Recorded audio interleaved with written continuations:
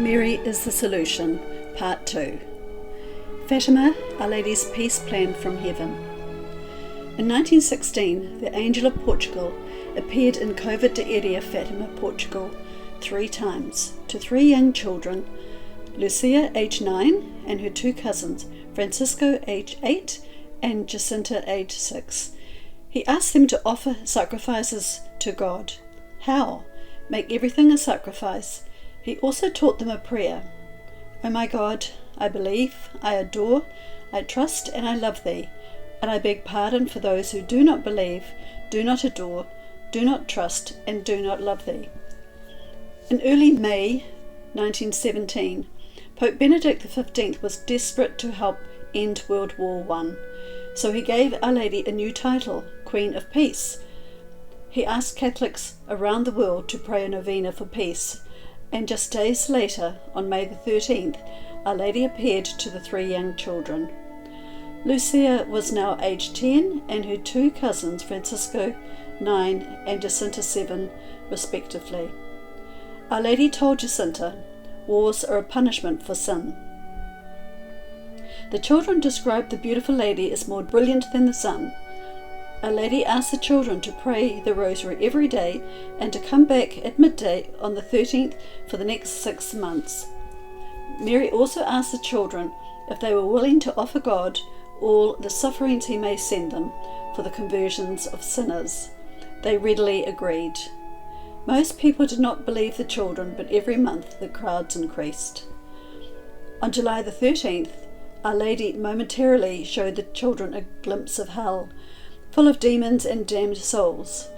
You have seen hell, where the souls of poor sinners go. In order to save them, God wishes to establish in the world devotion to my Immaculate Heart. If people did not cease offending God, there would be another war under Pope Pius XI. The sins of the world are too great. The punishment for sin is war. Our Lady said she would come back at a later date to ask for the consecration of Russia and the communion of reparations of the first 5 Saturdays. If Russia was not converted, she would spread her errors, communism, to the whole world. Our Lady made it known in her later appearances that the final battle would be over marriage and the family.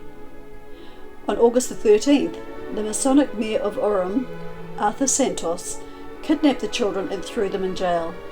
He threatened to boil them in oil if they would not divulge 3 secrets given to them by Our Lady. One by one, they refused. Our Lady said because of the kidnappings, the promised miracle of 13th of October would not be as great.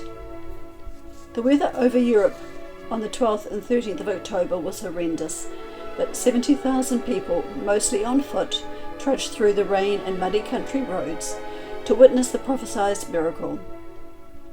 A number did not believe and came merely to mock the children and the church. At the appointed hour, the rain suddenly stopped, the clouds parted, and the sun, which looked like a silver disc and did not blind the eyes, began to spin, shooting out various colours in all directions, over the people and over the countryside. Just as suddenly, the sun appeared to dislodge from the sky and lunged in a zigzag motion towards the earth. Everyone, including non-believers, were screaming, falling on their knees, crying out for mercy, and confessing their sins out loud. While this was happening, the 3 children saw 3 images. The first one, St. Joseph holding the child Jesus, and they blessed the crowd 3 times. Only Lucia saw the second 2, Our Lord and Our Lady of Sorrows, followed by Our Lady of Mount Carmel with the child Jesus on her lap. She was holding out a bronze scapular. The miracle lasted about 15 minutes. When the sun returned to its normal position, everyone was clean and dry. More than 30,000 people in the outlying areas also saw the miracle. This is the greatest miracle in the history of mankind after Jesus' resurrection. 3 young, illiterate shepherd children prophesied the exact time, date, and place of a miracle months in advance. What is the message of Fatima? Our Lady asked the Pope to consecrate Russia to her Immaculate Heart. If Russia did not convert, she, Russia, would spread her errors, communism, to the whole world. This is exactly what has happened. Our Lady asked everyone else to make the first 5 Saturdays communion of reparation to the Immaculate Heart of the Blessed Virgin Mary.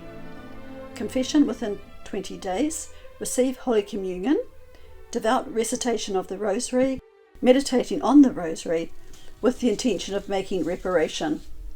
Wear the brown scapular with devotion as a sign of your consecration to Our Lady. Consecrate yourself and your family to the Immaculate Heart of Mary. Why 5 Saturdays? To make amends for the 5 times of offences and blasphemies against the Immaculate Heart of Mary. Number 1. The blasphemies against her Immaculate Conception. 2. The blasphemies against her virginity. 3. The blasphemies against her divine maternity, refusing at the same time to recognise her as the mother of men. 4. The blasphemies against those who publicly seek to sow in the hearts of children indifference, scorn, and even hatred of the Immaculate Mother. Number 5. The offences of those who outrage her directly in her holy images. The promises attached to the first 5 Saturdays devotion. Salvation of your own soul, salvation of sinners, and peace in the world. When a sufficient number of people fulfilled Our Lady's request, Russia will be converted and a period of peace will be granted to the world. There will be a wave of grace larger than the wave of evil. Our Lady also told Jacinta, people go to hell because they have no one to pray and make sacrifices for them. The sins which send most people to hell are sins of the flesh.